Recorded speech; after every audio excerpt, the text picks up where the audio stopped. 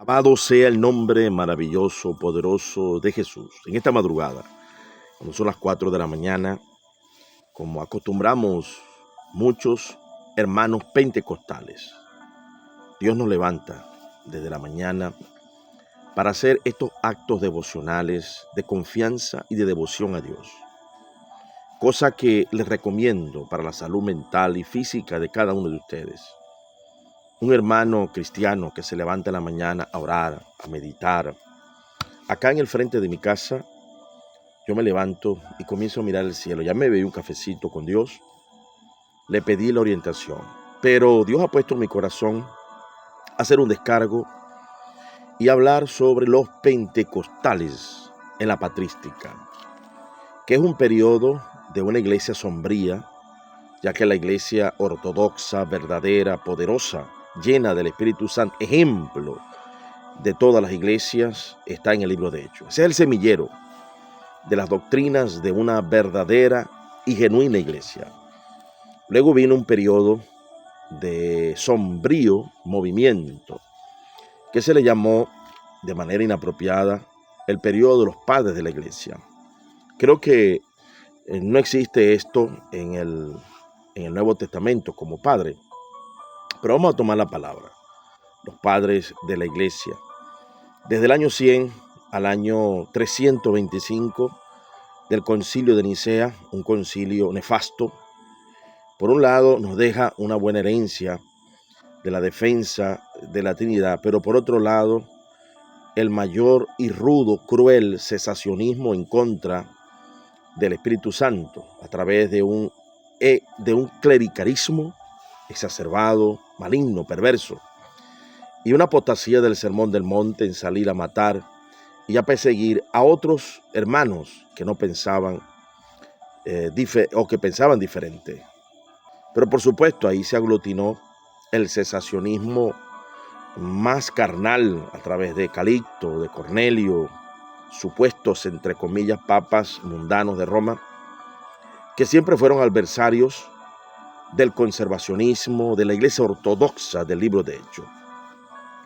Y bueno, es necesario que yo haga este descargo, esta aclaratoria, porque muchos predicadores falsamente autoproclamados de la Reforma o calvinistas, como es el caso de MacArthur, Miguel Núñez, Michel, Suguel, Paul Washer, Sproul, que son neocalvinistas, neoreformados, que aún son apóstatas de algunos predicadores y algunas enseñanzas de la Reforma, como es el caso de Charles Hodge, que habla que una persona que se quita la vida pierde el puesto que Dios le asignó, por consiguiente la pérdida del alma, y no admite arrepentimiento.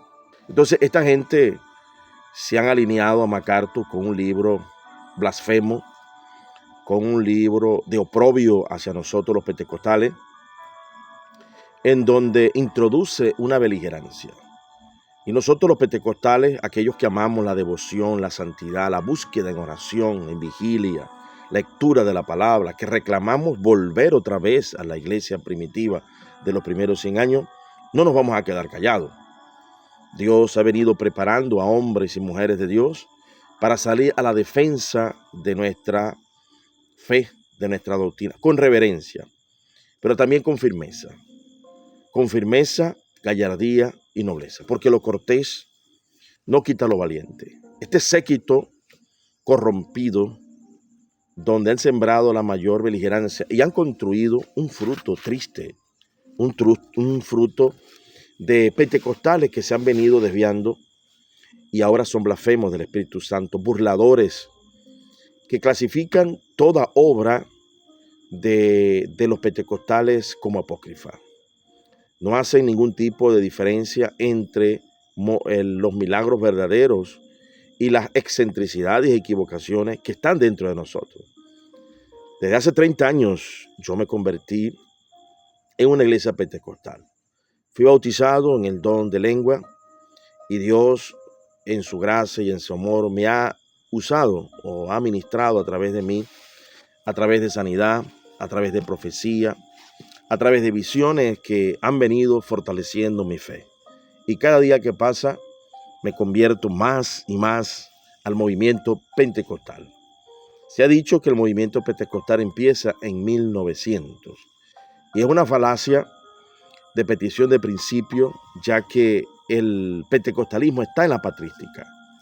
Y le voy a dejar testimonio y referencia no solamente de hombres pentecostales y de hombres doctos bautistas, sino también a través de la patrística, de grandes hombres de Dios que dejaron claro sus convicciones, su fe acerca del pentecostalismo, del movimiento donde se manejan los 9 dones del Espíritu Santo y se manejan también los 5 ministerios: apóstol, profeta, evangelista, pastor y maestro de la palabra. El 1 Corintios capítulo 12, versículo 1 habla de la apertura de los 9 dones, pero al mismo tiempo también de los ministerios. No podemos ser unos que falsifican y cual Marción hereje mutilar la palabra de Dios y hacerle decir a un texto lo que a nosotros nos conviene. Vemos allí en 1 Corintios capítulo 12, versículo 14, habla del desarrollo de la utilización del hablar en lengua, ya que ese es uno de los dones donde involucra mayor influencia para la operación de los otros dones. Vemos el caso de Efesios capítulo 4, versículo 11, que habla de los 5 ministerios.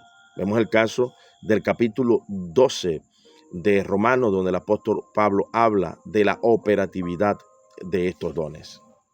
El capítulo 12 de 1 Corintios dice: hermanos, dice, no ignoréis,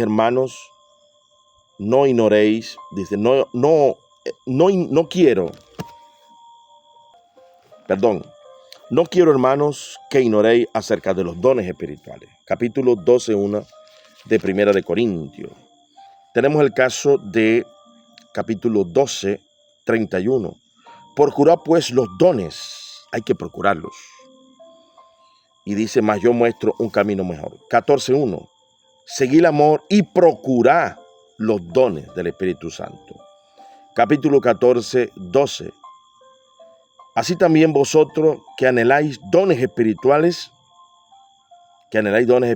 procurad andar en ellos para edificación de la iglesia. 14:38. Más el que ignore.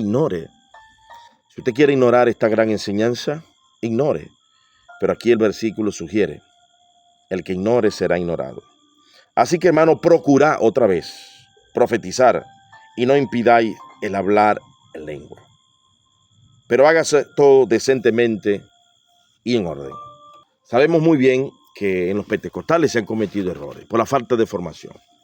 Pero el apóstol Pablo, cuando hubo errores en ese sentido, jamás mandó a cesar los dones. Al contrario, hizo claras evidencias más de 6 veces que hay que procurarlos, hay que buscarlos de diferentes formas y maneras. Esto está colegiado con el comentario de Mateo Henry a este mismo capítulo por el doctor Francisco La Cueva, bautista, y donde él termina en mayúscula diciendo que estos dones deben ser procurados, deben de ser enseñados y practicados dentro del cuerpo de Cristo, que es la iglesia, y que son necesarios para edificación. Estoy colegiando con comentaristas como Francisco La Cueva, al Mateo Henry, que es presbiteriano, bautista, y mi persona, por el testimonio de 3, conte toda palabra. Voy a citar también el gran historiador Samuel Vila en su libro El cristianismo evangélico a través de los siglos, un clásico que ha sido presentado en varias ediciones. Esta es la segunda edición mejorada, ampliada de Samuel Vila. Para empezar diciendo que el pentecostalismo no se acabó en la iglesia del libro de Hechos, donde muchos mutilando la Biblia quieren enseñarnos. Voy a tomar la referencia escrita por este gran doctor bautista Samuel Vila. Es importante que hable un poquito de él. Fue uno de los bautistas, o el bautista que más iglesia fundó en España durante la dictadura de Franco, que fue una dictadura sanguinaria, maligna, que dejó la segunda fosa común más grande del mundo. Él, siendo bautista, en la clandestinidad, escribió grandes libros y funda la editorial CLIE. Esta editorial CLIE la funda porque él, siendo presidente de la organización bautista, se le enseñó, se le propuso que debía dejar de enseñar y predicar a los pentecostales. Él renunció cuando había quedado como presidente de manera unánime a la presidencia de la Iglesia de los Bautistas y decidió fundar una literatura independiente de los bautistas. Ahí fundó Editorial CLIE, Centro de Literatura Independiente Evangélica, porque él decidió no dejar de predicarle a los hermanos pentecostales. Voy a tomar la reseña de los primeros pentecostales para refutar esta falsa idea de que nosotros venimos del año 1900 o del movimiento puritano de los metodistas de Juan Wesley. Y dice en esta hermosa reseña, en la página 86, dice acá: es bien conocido, dice acá, es evidente que no faltaron en el seno del movimiento montanista exageraciones y exaltamientos lamentables. Lo mismo ha ocurrido en ciertos movimientos similares ocurridos en siglos posteriores dentro de la comunidad evangélica, y muchos creen que el montanismo tiene gran parecido con el pentecostalismo moderno. Pero no podemos ignorar el hecho de que había en el montanismo un impulso al retorno al fervor espiritual de los tiempos apostólicos. ¿Cuál es el reclamo de los montanos que han sido atacados como herejes por la iglesia cesacionista incrédula? Los mismos incrédulos que estaban en el libro de Hechos, que se burlaron del fenómeno. Eso siempre ha existido dentro de la iglesia, aún dentro de la iglesia primitiva. Y los montanos reclamaban el regreso al fervor de la iglesia primitiva. Y sigo leyendo. Dice acá: el bien conocido escritor evangélico Don Juan Barreto dice: hay que entender que los montanistas se habían apartado de los otros cristianos en señal de protesta contra el formalismo, principios de clericalismo, que esto se maximizó en el Concilio de Nicea. El principio del clericalismo, decadencia espiritual que empezaba a notar en muchas iglesias. Así aspiraban a mantener la más completa pureza y fervor. Daban énfasis, escuchen esto por favor, énfasis al sacerdocio universal de los creyentes, al sacerdocio universal. ¿Qué es lo que enseñamos nosotros los pentecostales? Que las mujeres pueden ser apóstoles, que las mujeres pueden predicar, que las mujeres pueden ser pastores. Ya eso estaba en los montanos. Y dice, y eran democráticos en el gobierno de la iglesia. Claro, porque ellos creían que el Espíritu Santo era el que elegía, igual que nosotros, en oposición a las pretensiones del naciente episcopado. Se acusa a los montanistas de haber llevado a un extremo peligroso lo que ellos creían ser inspiración profética. Hombres y mujeres se levantaban en las asambleas, escuchen, no solo para predicar, sino para anunciar profecías. El movimiento revestía todos los caracteres de los avivamientos religiosos: gran exaltación, mucho rigorismo, terribles amenazas. Creían en la inminencia de la segunda venida del Señor, gloriosa esperanza que los otros cristianos empezaban a perder. Sigo leyendo. Ello se demuestra en parte en la abundante, ello se demuestra en parte en los abundantes escritos que tenemos de Tertuliano, eminente autor montanista.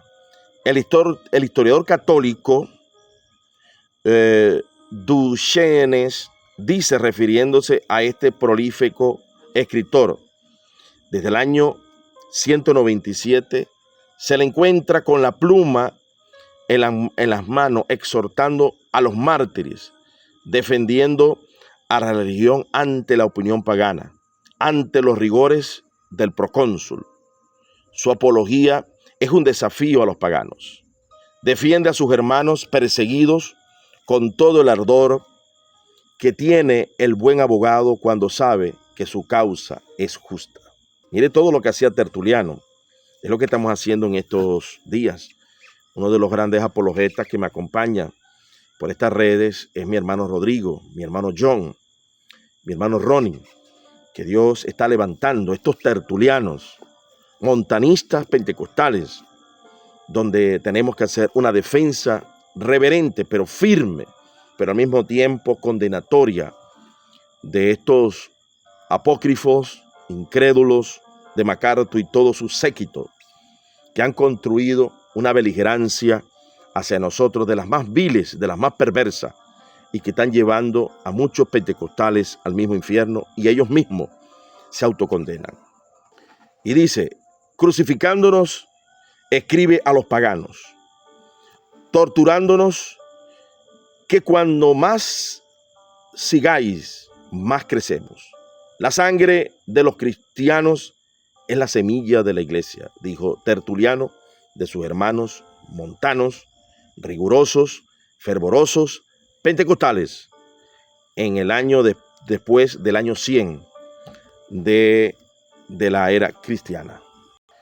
Cristiano, dice Tertuliano fue siempre montanista en espíritu, de tal modo que alguien ha dicho, si el montanismo no hubiese existido en sus días, Tertuliano lo inventaría.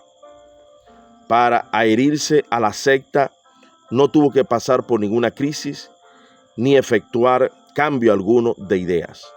Lo que le decidió a pronunciarse franca y abiertamente por esta secta fue el observar que eran calumniados y combatidos injustamente. Tertuliano murió en el año 220, legando al cristianismo el ejemplo de su incansable actividad, sinceridad y amor a los perseguidos. Sus magníficas obras literarias perdurarán en el mundo como ricos modelos de la primitiva elocuencia cristiana. Es importante destacar que Tertuliano fue uno de los primeros que defendió la Trinidad. Así que los montanos eran trinitarios como somos nosotros, los pentecostales trinitarios, con especial atención a la coma juánica. Primera de Juan, capítulo 5-7. 3 son los que dan testimonio en el cielo: el Padre, el Verbo, que es el Hijo, y el Espíritu Santo. Pero los pentecostales no solamente se quedaron en los montanos. La Didache, que es un documento que ha sido fue descubierto y que ya importantes historiadores como Samuel Vila y otros más hablan de la Didache. La misma Iglesia Católica nombra a la Didache en su catecismo, los bautistas nombran a la Didache y muchos pentecostales también conocemos de la Didache, que son 16 capítulos. Voy a leer lo que dice la Didache, documento que se puede constatar que fue escrito del año 70 al año 100. Dice acá, y cito, sin embargo, no todo el que habla en el Espíritu es un profeta, sino solo el que tiene las costumbres del Señor. Por sus costumbres, pues será reconocido el profeta falso y el profeta verdadero. Didache 11:6. Y todo el capítulo 11 habla de cómo deben operar los profetas verdaderos en la iglesia para ser distinguidos como falsos. Ignacio de Antioquía, año 117. Por esto estás hecho de carne y espíritu, para que puedas desempeñar bien las cosas que aparecen ante tus ojos. Y en cuanto a las cosas invisibles, ruega que te sean reveladas, para que no carezcas de nada, sino que puedan abundar en todo don espiritual. San Ignacio de Antioquía, carta a Policarpo 2:2. Pastor de Hermas, año 140 después de Cristo. Así dice, cito, pondrás a prueba al profeta y al falso profeta. Por medio de su vida, pon a prueba al hombre que tiene el Espíritu Divino.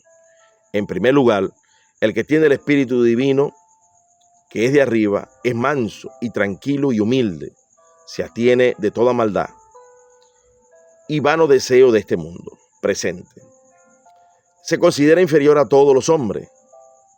No da respuesta a ningún hombre cuando inquiere de él, ni habla en secreto porque tampoco habla el Espíritu Santo. Cuando un hombre quiere que lo haga, sino que este hombre habla cuando Dios quiere que lo haga. Habla de que debemos de profetizar o debemos de enseñar cuando el Espíritu en verdad se opera en nosotros a través de los dones. Así pues, el hombre que tiene el Espíritu Divino acude a una asamblea de hombres justos que tienen fe en el Espíritu Divino y se hace intercesión a Dios en favor de la congregación de estos hombres. Entonces el ángel del Espíritu profético que está con el hombre llena al hombre y éste, siendo lleno del Espíritu Santo, habla a la multitud según quiere el Señor. De esta manera, pues, el Espíritu de la deidad será manifestado. Está, por tanto, en la grandeza del poder que corresponde al Espíritu Santo de la divinidad en el Señor. Pastor Hermas, dice, Pastor de Hermas, mandamiento 11. Otro, Cuadrato, de los padres apologistas griegos, obispo de Atenas, del año 130. Y cito, entre los que por este tiempo eran famosos, estaban también Cuadrato, del cual refiere una tradición que sobresalía en el carisma profético, como las hijas de Felipe, Eusebio de Cesarea, Historia Eclesiástica 3:37:1. Y sigo citando. Cuadrato, discípulo de los apóstoles, sucedió a Publio, obispo de Atenas. Cuadrato entrega al emperador un libro escrito en favor de nuestra religión, muy útil, a base de la fe y razón, digno de la doctrina de los apóstoles. En este libro, mostrando su edad avanzada, dice haber visto numerosos desgraciados bajo el peso de diversas calamidades, ser sanados, resucitados por el Señor. San Jerónimo, de su libro De Viris Illustribus, sobre los hombres ilustres, capítulo 19. Otro, Melitón de Asia, obispo de Sardes, del año 177 después de Cristo. Melitón de Asia, obispo de Sardes, escribió y ofreció al emperador Marco Antonino Vero, que había sido discípulo del orador Frontón, un libro en favor del dogma cristiano. Tertuliano alaba su ingenio elegante y oratorio, indicando que muchos de los nuestros lo tenían por profeta. San Jerónimo, de su libro De Viris Illustribus, sobre los hombres ilustres, en el año 392 después de Cristo, capítulo 24, confirmando la llenura del Espíritu que manifestaba su vida. Policrates, obispo de Efeso, vivió durante el mandato del emperador Severo. Dice de él, ¿qué necesidad hay de recordar los nombres del obispo y mártir Sagaris, enterrado en la Odisea, y del bienaventurado Papirio, el de Eunuco Melitón, que siempre han servido al Señor en el Espíritu Santo, cuyo cuerpo enterrado en Sardis espera la resurrección cuando venga el Señor Jesús? Otro de la patrística, Apollonio escribió cómo se debía distinguir a un falso de un verdadero. Apollonio, uno de los hombres mejor dotados para la disertación, también escribió contra Montanio, Prisca y Maximilla. A propósito de Prisca y Maximilla, dice, si pretenden no haber recibido regalos, que confiesen que no son profetas los que los reciben, y yo los probaré mediante 1000 testigos. Otro fruto hacen reconocer a un profeta. Dime, ¿se peina artificiosamente un profeta? ¿Se disfraza y compone los ojos? ¿Es portador de perlas y vestidos recargados? ¿Juega a las damas y a las fichas y a los dados un profeta? ¿Recibe dinero un profeta? Que responda, si todo esto es perdido o no. San Jerónimo en su libro De Vilis Illustris sobre hombres ilustres, capítulo 40. Ireneo, el gran apologeta Ireneo de Lyon, obispo de Lyon, en el año 130 al 202 vivió aproximadamente este gran apologeta. También nosotros, cito, también nosotros hemos oído a muchos hermanos en la iglesia que tienen el don de la profecía, que hablan en todas las lenguas por el Espíritu, haciendo público lo que está escondido en los hombres y manifestado los misterios de Dios, a quienes el apóstol llama espirituales. Estos son espirituales porque participan del Espíritu. Ireneo de Lyon, Adversas Hereses, libro, versículo 6, capítulo 6, versículo 1. Cito nuevamente a Ireneo de Lyon. Por eso sus discípulos verdaderos en su nombre hacen tantas obras en favor de los seres humanos, según la gracia que de él han recibido. Unos real y verdaderamente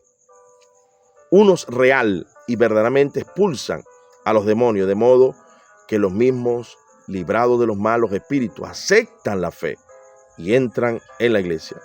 Otros conocen lo que ha de pasar y reciben visiones y palabras proféticas. Otros curan las enfermedades por la imposición de las manos, devuelven la salud y, como arriba hemos dicho, algunos muertos han resucitado y vivido entre nosotros por varios años. Ireneo de Lyon, Adversas en su libro 232.3, 4 y 5. Otra vez cito a Ireneo de Lyon. Porque saben que los seres humanos no reciben de Marco, maestro agnóstico, el don de la profecía, sino que Dios concede esta gracia desde lo alto a quienes Él quiere, y quienes reciben de Dios este don, hablan donde y cuando Dios quiere, no cuando Marcos ordena. Aquel que manda es más grande y soberano de quien le está subordinado.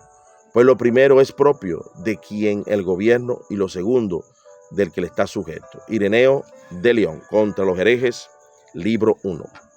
Tertuliano, año 160 al año 240. Y cito, mas, ¿quién os arrebataría estos enemigos ocultos que por doquier y siempre devastan vuestro espíritu y vuestra salud? O sea, esos demonios que nosotros arrojamos de vuestros cuerpos sin pedir recompensa ni salario.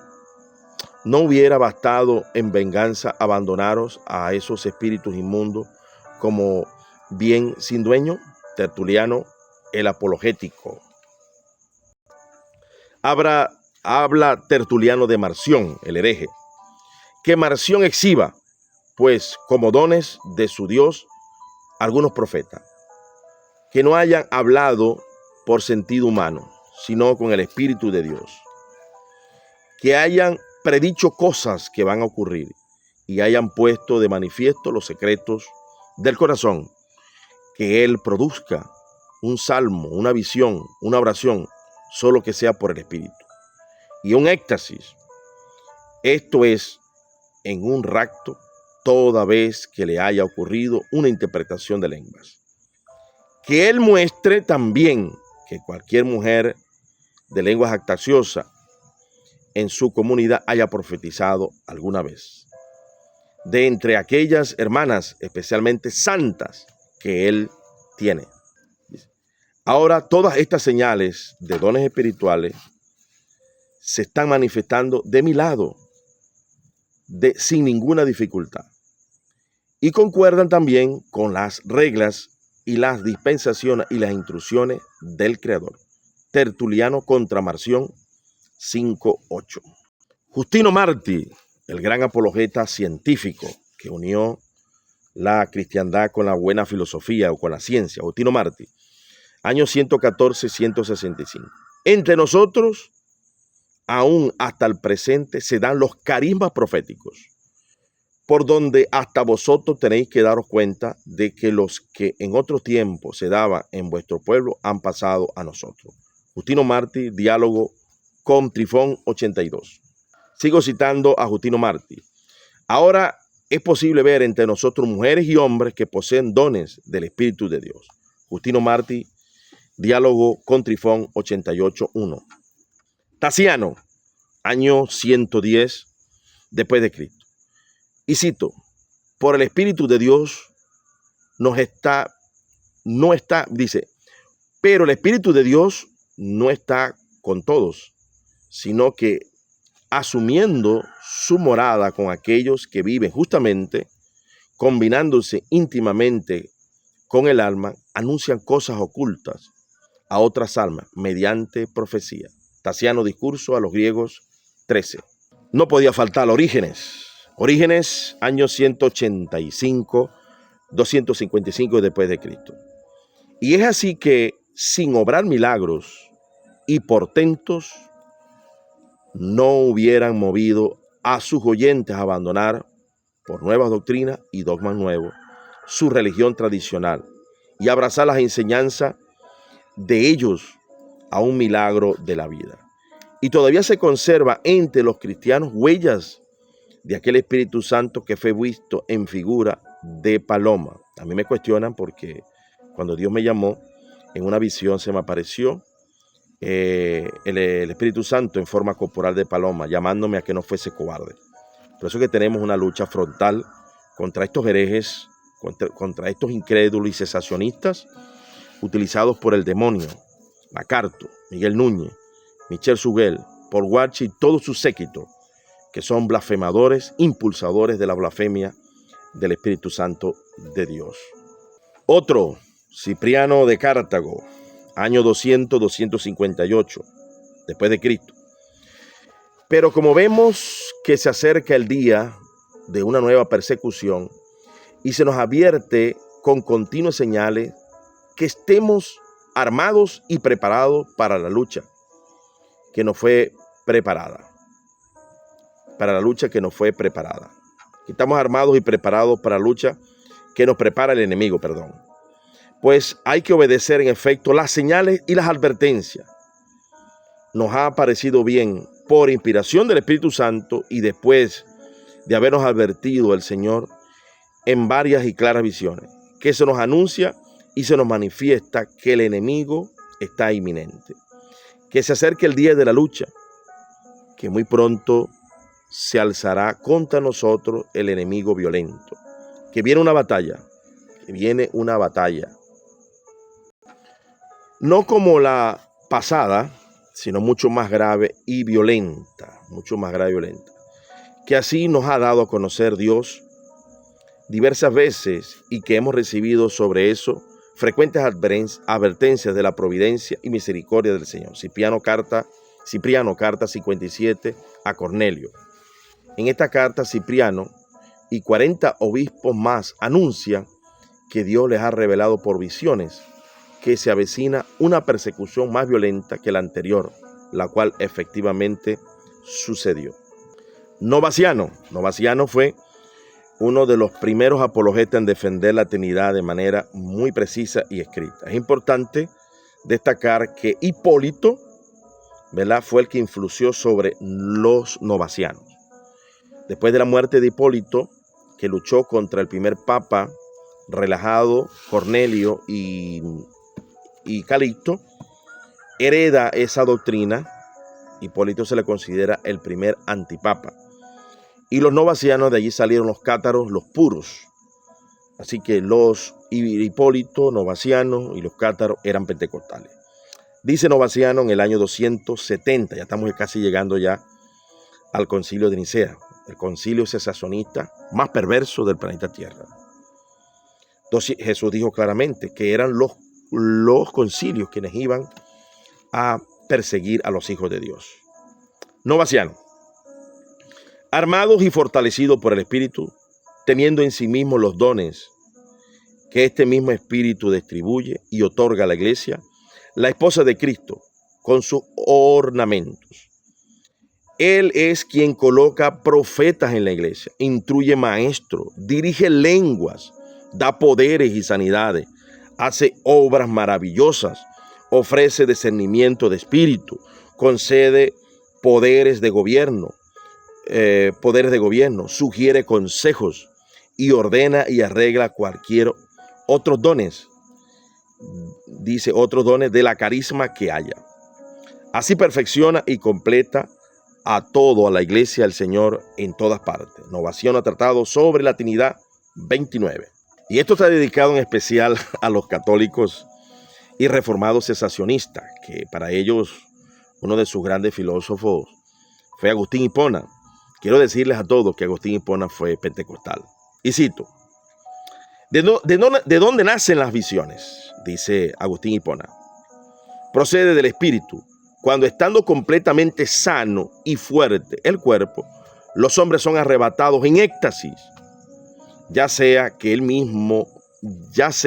mismo tiempo vean los cuerpos por medio de los sentidos corporales y por el espíritu cierta semejanza de los cuerpos, que no se distinguen de los cuerpos, y ya pierden por completo el sentido corporal, y sin percibir por el absoluto, dice, y sin percibir por él absolutamente nada, se encuentran transportados por aquella visión espiritual en el mundo de la semejanza de los cuerpos.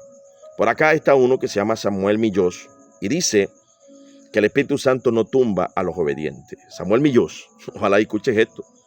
Date cuenta que aquí Agustín Hipona habla de esa arrastrada que a veces nos da el Espíritu Santo y nos lleva a hacer esas excentricidades. Ya aquí Agustín Hipona los está enseñando. A ustedes les gusta mucho leer Agustín Hipona. A los reformados les encanta leer Agustín Hipona. Deberían de leer esto. Dice, más cuando el espíritu maligno arrebata al espíritu del hombre, en estas visiones engendra demoníacos o poseídos o falsos profetas. Si por el contrario obra en él el ángel bueno, los fieles hablan ocultos misterios y así además les comunica inteligencia, hace de ellos verdaderos profetas. Así por algún tiempo les manifiesta lo que conviene que ellos digan. Los hace expositores y videntes. ¿Están escuchando? Agustín de Hipona, del Génesis a la letra, libro 12, capítulo 19, 41. Sigo citando a Agustín Hipona.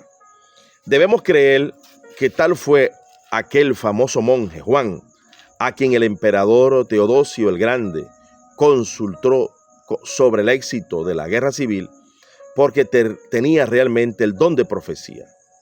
Ni puedo poner en duda de que en cada uno pueda distribuirse la totalidad de los dones, como tampoco que uno solo pueda tener muchos. Agustín, La devastación de Roma, capítulo 6, 7, BAC.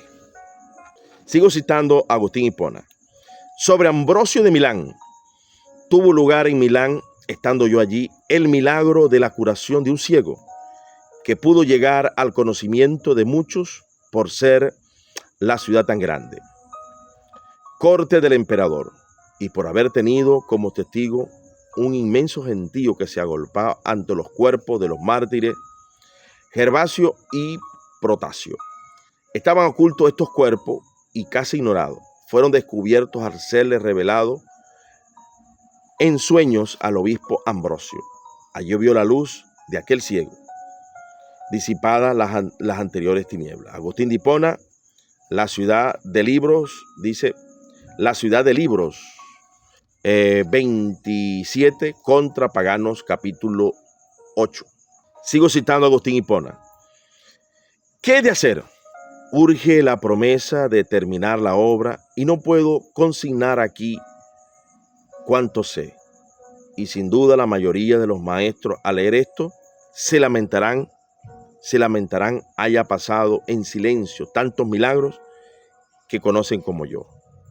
Les ruego tengan a bien disculparme y piensen que tarea tan larga exige lo que al presente me fuerza a silenciar la necesidad de la obra emprendida. Si quisiera reseñar, pasando por alto otros, los milagros solamente que por intercesión del glorioso mártir Esteban han tenido lugar en esta colonia de Calama. Lo mismo en la nuestra, habrían escrito varios libros de tantos milagros, Esto es Agustín Hipona, La ciudad del Dios, la ciudad de Dios, libro 23 contra paganos, capítulo 8-20. Y el último, Cirilo de Jerusalén, el año 315 al 386. Porque él emplea la lengua de un hombre para sabiduría. El alma de otro él ilumina por profecía. A otro le da poder de echar fuera demonios. A otro le da interpretar las escrituras divinas. Oye, tiene que venir ese tiempo donde el Espíritu Santo nos dé interpretación divina. Hace 14 años el Espíritu Santo me dijo que la coma juánica era de él y que debía de defenderla y creer en ella por fe. Sigo leyendo.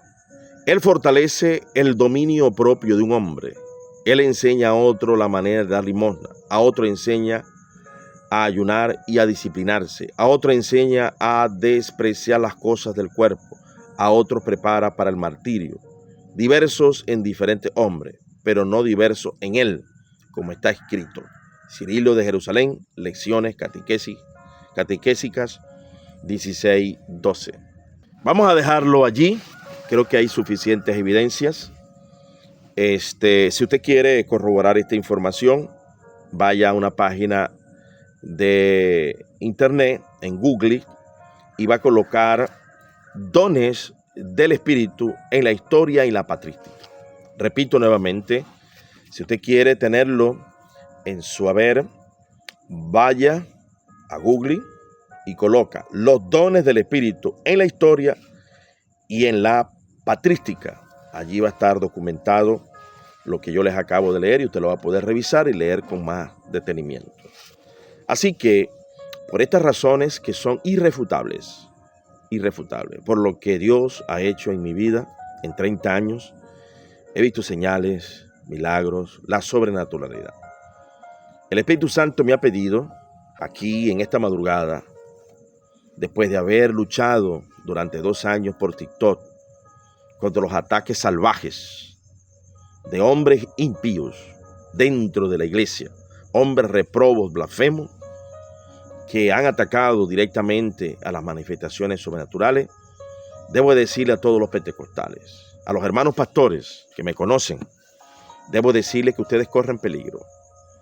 A ustedes no decirle que MacArthur, Miguel Núñez, Paul Washer, Michel Suguel, Sproul, todos esos neorreformados, neocalvinistas, son una secta de demonios, inspirados por demonios, para atacar y blasfemar el celo santo del Espíritu Santo. Y ustedes, pastores impávidos, negligentes, embelesados, no le están diciendo a la iglesia que estos falsos maestros, falsos pastores, y así los declaro en el nombre poderoso de Jesús, hasta que no se arrepientan, que dudo. MacArthur hace 30 años enseñó en su congregación que un cristiano que se quitaba la vida se iba al cielo. Tristemente, un discípulo de esa iglesia se quitó la vida. Fue demandado y hace 30 años ganó la demanda, pero delante de Dios es un reprobo. Miguel Núñez hace 10 años en República Dominicana ratificó esa malvada, perversa herejía. Fue reprendido por el pastor Willie Bajonet de manera elegante y sabia, y todavía Miguel Núñez y MacArthur no se han retractado. Por tal motivo son unos reprobos. El hermano William Bajonet, y con justa razón, los llamó hombres de Dios. No, hermano William. Si alguien ha sido reprobado públicamente, reprendido públicamente, y no se ha arrepentido, como se arrepintió David, como se arrepintió Pedro, reprendido por Pablo, este es un reprobo, porque todos podemos fallar. Pero mantener la herejía y la mentira, el engaño, la deshonestidad por tanto tiempo, ya no podemos pensar que son hombres de Dios. Son reprobos. Cualquiera pues que no enseña conforme a la sana palabra de nuestro Señor Jesucristo y la doctrina que conforme a la piedad está envanecido y nada sabe. Delira, hombres reprobos de entendimiento, que han tomado la piedad como fuente de ganancia, a estos evita.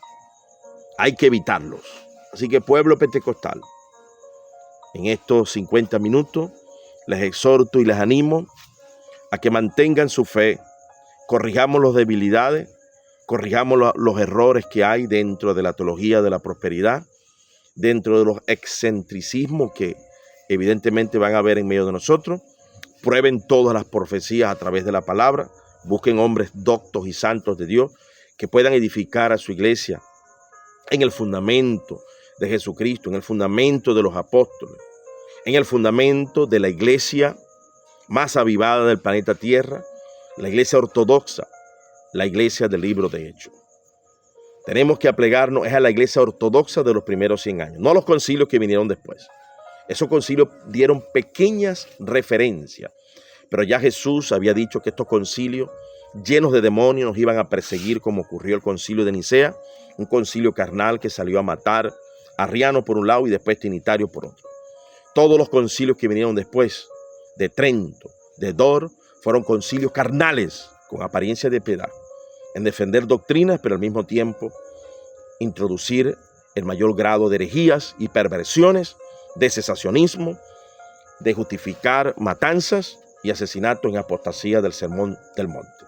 Amados pastores, usted es responsable de que un creyente se vaya al infierno por blasfemo, por usted no decirle a la iglesia que MacArthur, que Miguel Núñez, que Paul Washer, que Michel Sugel contemplan una doctrina de demonio contaminante, pervertida de la fe, porque cualquier blasfemia contra Jesús se le será perdonado, pero la blasfemia contra el Espíritu Santo no. Estos pervertidos de la fe han llevado a muchos pentecostales a andar en el filo de la fe. Y por acá, por TikTok, tengo el testimonio de pentecostales que hoy hacen gran burla de nosotros, como es el caso de Moisés, mal llamado sana doctrina, que es un perseguidor, burlador de la doctrina de los pentecostales. Tenemos el caso de Sebastián Césped, también es pentecostal. Todos estos fueron pentecostales. Tenemos el caso de Marjorie. Tenemos el caso de otros más por allí, que fueron pentecostales y hoy son incrédulos, que blasfeman, que se burlan y atacan el movimiento pentecostal. Jesús dijo, recorréis mar y tierra para hacer un prosélito y le hacéis 2 veces más hijos del demonio que ustedes mismos. Dios les bendiga y Dios les guarde. Así dice el Espíritu Santo. El Espíritu Santo me ha pedido que haga esto para que usted advierta. Mis hijos, mis nietos y mis bisnietos tienen que saber que el pastor Efimio Zambrano, licenciado en teología bíblica, con doctorado en teología pastoral, con 30 años para este momento de ministerio, que ha impulsado directa o indirecta 30 iglesias y 3 están conmigo. El sábado tenemos una convención. Les está enseñando, aléjense de esa secta de demonios y no compren ningún libro de estos pervertidos de la fe, blasfemos del Espíritu Santo de Dios. Dios les bendiga y Dios les guarde.